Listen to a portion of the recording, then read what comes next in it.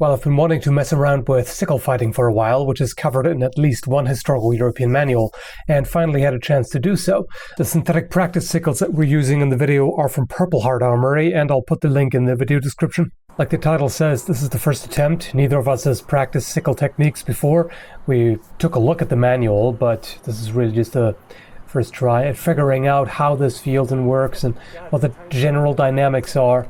Seems a lot like knife fighting in many ways. We're being very cautious here, moving a lot and trying to stay out of the opponent's reach and going for those quick hand and arm snipes. There was a cut to the leg, although I guess you can call that more a piercing strike because that was with the tip of the sickle. Here's a quick chop to the hand with a point. That's something you can fairly safely do because it's really just the arms that are within reach. And here he caught my arm on the sickle and then proceeded to go into grappling distance. I got in a shot to the ribs, but the question is if I would have been able to execute that properly after my arm was cut. It's hard to say how much of an injury that would cause. Yeah, another one of those quick forearm snipes. So just kind of edging forward and trying to basically dodge the opponent's attack and then go in.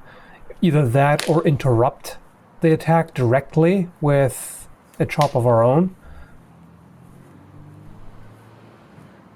And that was pretty interesting. We were trying something at the same time. I thought he was going for a high strike, so I dropped down low, but as it turned out to be a low strike, we got each other there. So we're moving a lot and keeping that other hand in front. So normally with a lot of other one-handed weapons, we would keep the hand on the hip or behind the back to not present it as a target. But since these weapons are so short, grappling is very likely, so it seems more natural to keep it in front of the chest. Yeah, speaking of grappling, I just barely deflected his thrust to my face and then I wound around. His sickle was actually sliding past my arm, but then I got in that strike to the head. So in the manual, by the way, they do still have the hand on the hip. So that's apparently how it was taught, so it seems viable. But just to us, it seemed a little more natural to keep the hand in front because of the grappling. He tried to get my hand there, but I moved back and got him in the shoulder. Then he cut with the scythe to my forearm. Unfortunately, I did not control his arm. If I had gotten his arm instead of the sickle, that would have gone better for me. These are pretty interesting. You definitely have to make sure not to get stuck with the sickles. There's a lot of potential for hooking, which doesn't happen that often here. But again, that's just the first attempt. So we're probably going to get more into grappling techniques. I gotta say, this is definitely fun. It's something different. There's a chop to the leg. If you see there, my head was really exposed. That's always the risk with attacks to the leg, especially when you end up leaning forward, which is not good.